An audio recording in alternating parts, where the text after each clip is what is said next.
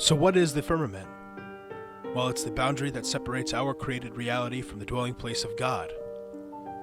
But there's two interpretations of what the firmament really is.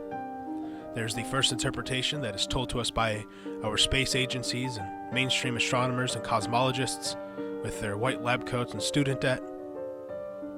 And that interpretation is what we see and what we call the heavens is nothing more than a ever-expanding sea of emptiness, a void, or space, as we call it. However, there is a second interpretation.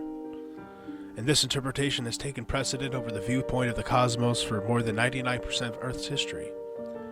It is one that is supported by the scriptures of the Bible and the traditions of virtually all ancient beliefs and polytheistic pantheonic viewpoints. This interpretation states that what we see above us, what we call the heavens, is indeed a steadfast barrier, a vault of the heavens, or a dome, if you will. To many of you, that may sound crazy or extreme.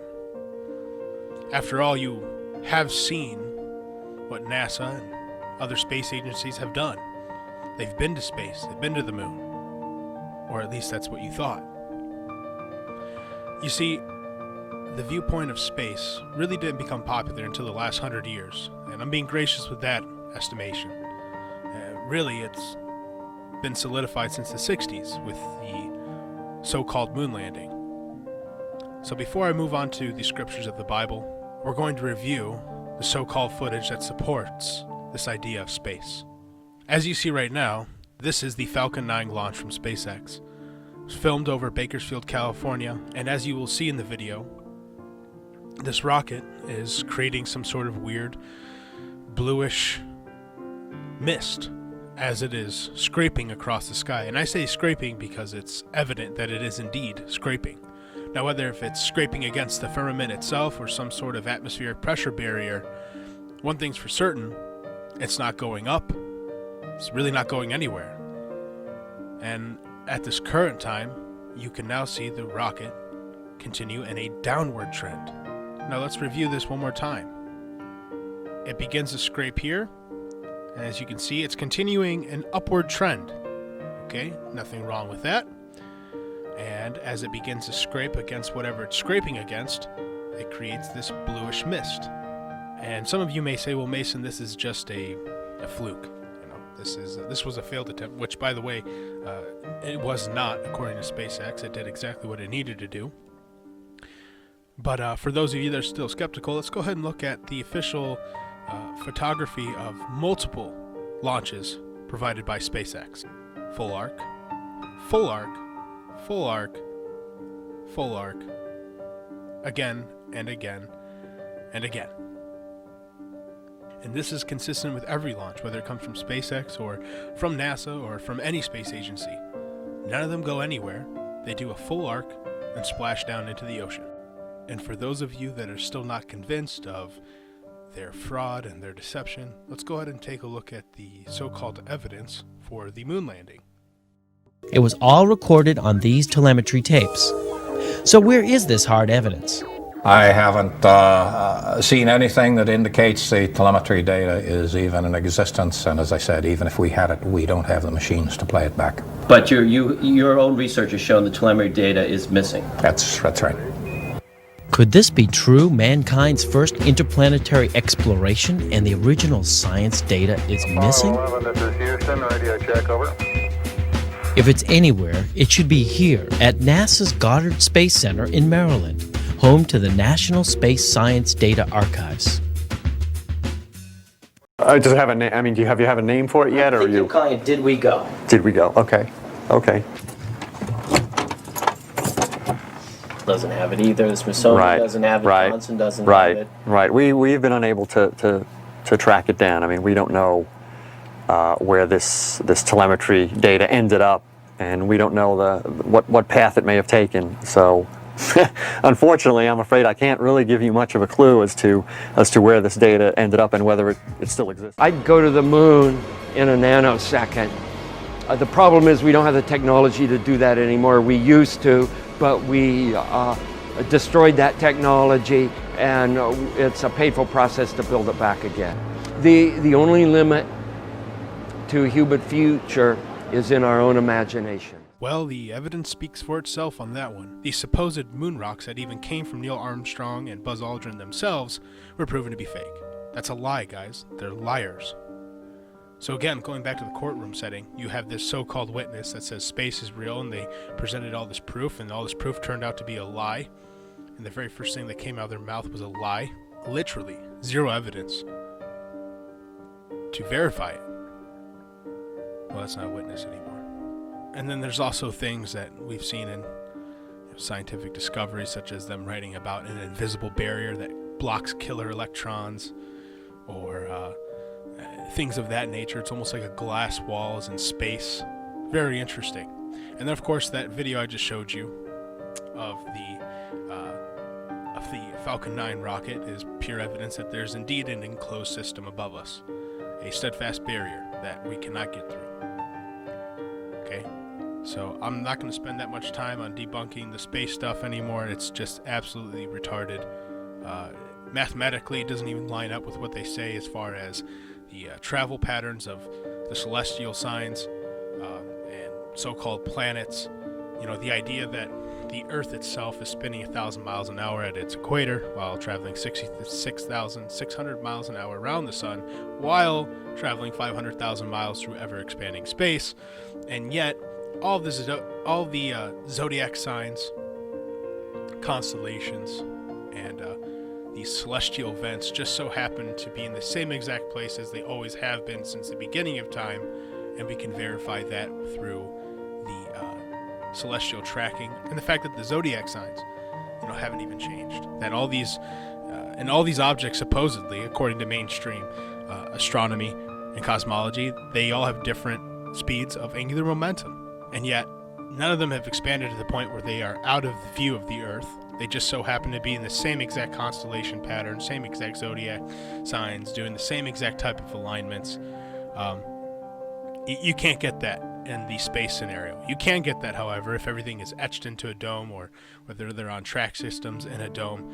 However you want to look at it, I don't know. I just know what it isn't. That being said, let's get to the Bible verses, beginning in Genesis chapter 1, verses 6 through 9. And God said, "Let there be a firmament in the midst of the waters, and let it divide the waters from the waters. And God made the firmament, and divided the waters which were under the firmament from the waters which were above the firmament. And it was so. And God called the firmament heaven, and the evening and the morning were the second day. And God said, Let the waters under the heaven be gathered together into one place, and let the dry land appear. And it was so." Now, same chapter, verses 14 through 20. And God said, "Let there be lights in the firmament of the heaven, to divide the day from the night, and let them be for signs and for seasons and for days and years. And let them be for lights in the firmament of the heaven, to give light upon the earth." And it was so. And God had made two great lights, the greater light to rule the day, and the lesser light to rule the night. He made the stars also. And God set them in the firmament of the heaven to give light upon the earth, and to rule over the day and over the night, and to divide the light from the darkness. And God saw that it was good. And the evening and the morning were the fourth day. And God said, "Let the waters bring forth abundantly the moving creature that hath life, and fowl that may fly above the earth, in the open firmament of heaven." So let's recap over this. First things first, yes, I am using the King James Bible, simply because it actually pays homage to the true creation of the earth and the firmament. You see, the very first sentence of the Bible, in the beginning, God created the heaven and the earth. Well, every single version in the world has heavens. The King James Version is the only Bible that gets it right. Now, taking this to a courtroom setting again, if you are calling witnesses to the stand to testify against what is the true version, the inspired version of God that was not tampered with, the King James Version would win, because no other version can even get the first sentence right. And if they can't even get the first sentence right, what makes you think that they got anything else right? Okay? It's really that simple. So to explain further, in the beginning, God created the heaven and the earth. The firmament was created on day 2. And it was from the creation of the firmament on day 2 that it created the heavens. The firmament itself, the hard steadfast barrier, which is also called heaven, and then the open firmament of heaven, which is the atmosphere in which the birds fly. Nearly all theologians will agree that there are 3 heavens mentioned in the Bible: the heaven where God resides, the heaven which is the firmament, and the heaven where the birds fly.